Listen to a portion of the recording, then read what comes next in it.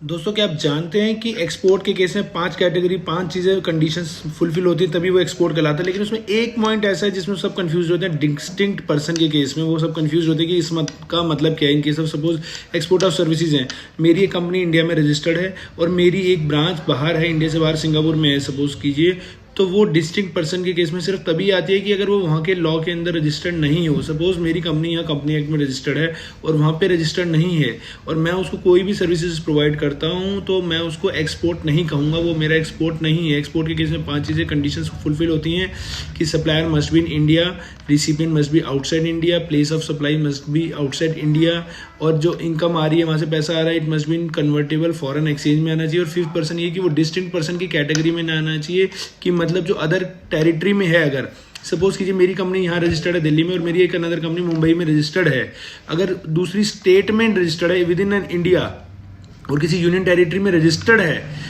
तो वो भी डिस्टिंक्ट पर्सन में आता है, उसको एक्सपोर्ट नहीं बोलते। और सपोज एक कंपनी मेरी इंडिया में और दूसरी सिंगापुर में, वो अनरजिस्टर्ड है तो वो डिस्टिंक्ट पर्सन के केस में आता है। उसको भी अगर मैं कोई सर्विस प्रोवाइड करूंगा तो वो एक्सपोर्ट नहीं कहलाएगा। लेकिन अगर वो वहाँ पे रजिस्टर्ड है वहाँ के टैक्स लॉ के अंदर और मैं यहाँ से उसको सर्विसेज प्रोवाइड कर रहा हूँ और मैं यहाँ रजिस्टर्ड हूँ इंडिया में, तो वो एक्सपोर्ट के केस में आएगा। तो ये एक छोटा सा पॉइंट था जो डिस्टिंक्ट पर्सन की कैटेगरी को लोग बहुत कंफ्यूज होते हैं, तो मैंने सोचा एक वीडियो बनाऊँ और आप सबको बताऊँ।